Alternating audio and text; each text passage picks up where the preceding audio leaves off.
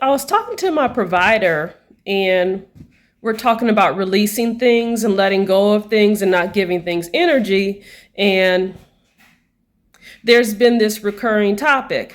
And the provider's like, what's the major thing that's bothering you? And it is the finances. I record myself and I talk, and a recurring theme is finances. Basically, I don't like to use the word peed off, um, pissed off, okay, because that's something that my mom says that's not ladylike to say pissed off, okay. But the provider said, go ahead and say it. I'm like, I'm pissed off that I'm not able to stay at this job. I could have potentially stayed at this job, and that would have made a big financial difference. But because I have to choose my health, and I believe that I'm being set up for failure. See, the provider is like, see, that's why I was trying to tell you, you should try to get another job and just not go back, because I'm going to have to go and deal with these same people. But what I was saying to them is going back and finishing up will have financial benefits. I've already given up next school year, and potentially I could have worked like through 2025. That would have gotten me more money. See, here's the thing. This was really ticks me off, okay? First of all, I had to I'm using up sick leave. And here, when you save up your sick leave, that's like more income on your pension. And because this person and this management basically is primarily one bad actor. And then there's supporting actors that are bad actors that are complicit.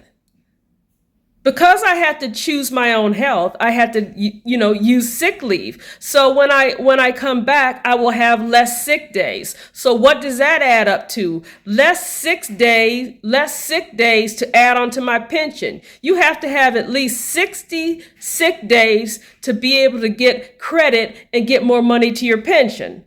So that's less money right there. I believe I'll be able to get 60 days if I just am very careful and just go through the summer and keep the job, and perhaps come back one week and get as close to that 60 as possible, 60 days. So at least I could have a little bit of extra on my pension.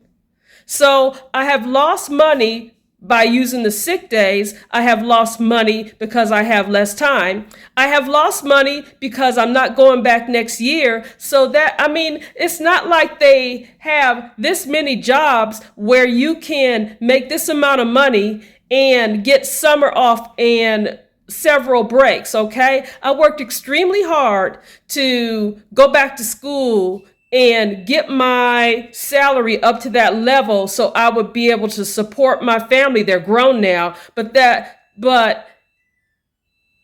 goes there goes the dryer. But that's what the money pisses me off, okay? So with the provider, when I talk about certain of the people with them, I have like a visceral reaction that in spite of me having a break, I still have this visceral reaction. So the provider is challenging me to get that out. And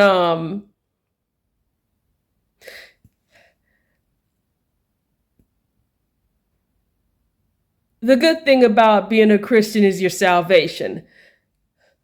But with that, there's a certain standard. You can't, because it says like, let God recompense. Don't be looking for something bad to happen to somebody. Don't wish karma on them. Don't wish ill on people. Okay? This is my first experience of working around other people that look like me other Black people that engage in oppressive and supremacist and political and controlling behavior like this. I'm used to that kind of stuff when it's people that don't look like me, but I'm wondering I mean, how does someone become like these people do? Are the rest of their family like that?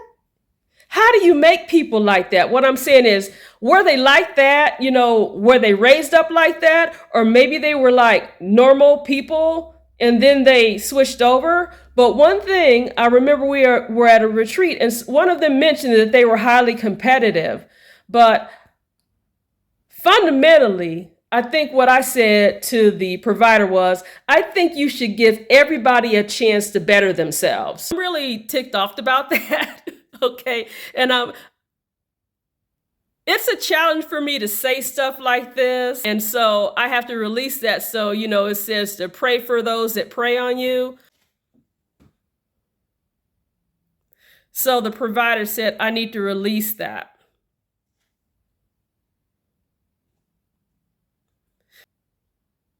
I'm so thankful I got an attorney. I'm so thankful I have a good provider. I'm so thankful that I advocated for myself and did what I needed to do to take care of myself. When you do bad stuff to drag people that are, skinfolk, it'll come back on you eventually. It'll come back on you. They had some teachers a while back in Atlanta, these trials because of these tests and everything. And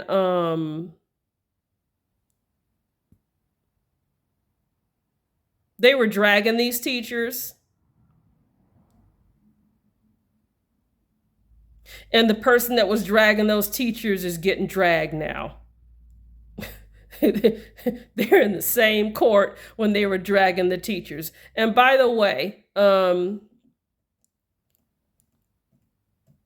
not justifying any kind of cheating or anything. I'm not justifying that. I spent much time working with my kids in Spectrum workbooks. So we understand that. What I'm saying is, when you try and dig a ditch for people, eventually you're going to end up in that ditch too.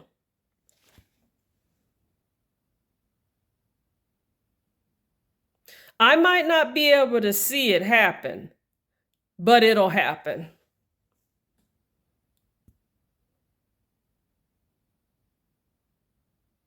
Eventually what'll happen is, when you have people that do bad stuff, eventually they'll run up on the wrong person, okay? Or the wrong situation. Eventually they'll run up on the wrong situation. Eventually they'll try it with the wrong people that aren't good, decent people like myself.